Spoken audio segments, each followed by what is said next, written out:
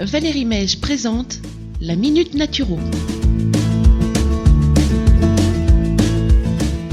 Bonjour, c'est Valérie, votre hygiéniste naturopathe de Villeneuve-la-Comtesse. Je suis ravie de vous retrouver pour cette nouvelle chronique. Et si on parlait du grand nettoyage interne avec l'arrivée du printemps? Vous connaissez la détox? Alors, vous l'avez sans doute remarqué, cela fait tous les ans la une des magazines d'hiver. Mais moi, je vais vous donner quelques recommandations de naturopathe pour vous aider à nettoyer votre organisme de façon simple, mais surtout efficace. Alors tout d'abord, je vous explique brièvement ce qu'est cette machine fabuleuse, votre corps.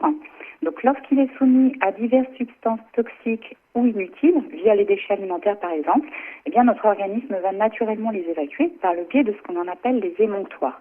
Et ils sont au nombre de 5. Les poumons, le foie, les intestins, la peau et les reins.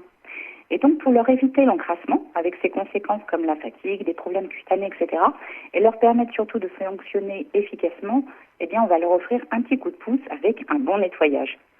Ce nettoyage, cette cure, cette détox, se fait donc sous forme de cure. Et comme toute cure, elle doit être faite sur un temps donné, sur une période courte. Cela peut être 2 à 3 semaines, 8 semaines grand maximum, et cela pour 3 raisons. Tout d'abord, éviter d'épuiser son organisme, maximiser son efficacité, mais surtout éviter de rendre ces fameux émonctoires fainéants. Sachez que pendant une cure de détox, on peut avoir quelques phénomènes passagers, plus ou moins désagréables en fonction de chacun. C'est ce qu'on appelle des crises curatives. Cela peut être des boutons, des glaires, des selles plus fréquentes, une transpiration importante et odorante. Mais rassurez-vous, tout cela est temporaire et ça signifie surtout que votre corps évacue bien les toxines. Alors bien sûr, en premier lieu, je vais vous parler de l'alimentation, qui est chère à mes yeux.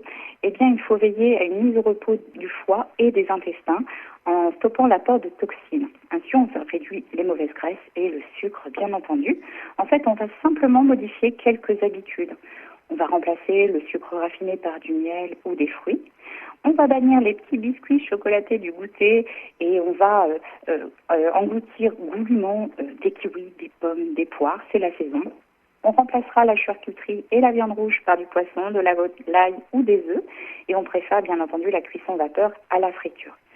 Et sachez que la nature est drôlement bien faite puisque c'est bientôt la période des aliments drainants qui sont à consommer sans modération, tels que les artichauts, pissenlits ou asperges.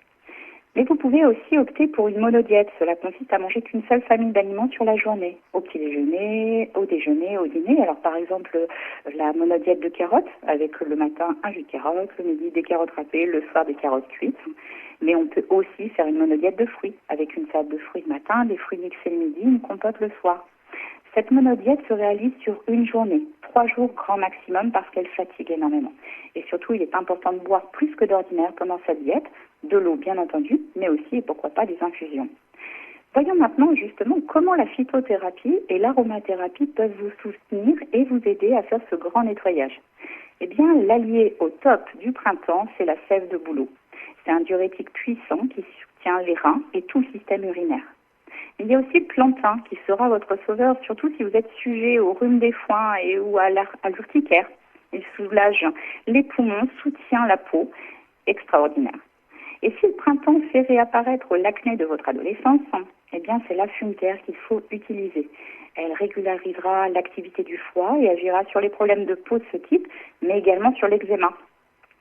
En aromathérapie, eh bien le matin, moi je vous recommande une goutte d'huile essentielle de citron dans une cuillère à café de miel de romarin. Cela va aider votre foie dans sa tâche de filtrage des toxines.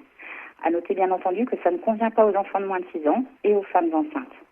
Ah, j'ajouterai aussi qu'il est temps de se dégourdir les jambes, sortir de l'hibernation. Alors chaussez vos guêtres pour danser, choisissez votre plus beau bonnet pour aller marcher. Bref, sortez, bougez, oxygénez-vous. Voilà, c'est tout pour aujourd'hui. Prenez soin de vous, vous avez toutes les cartes en main. À très bientôt. C'était la Minute Naturo par Valérie Mège.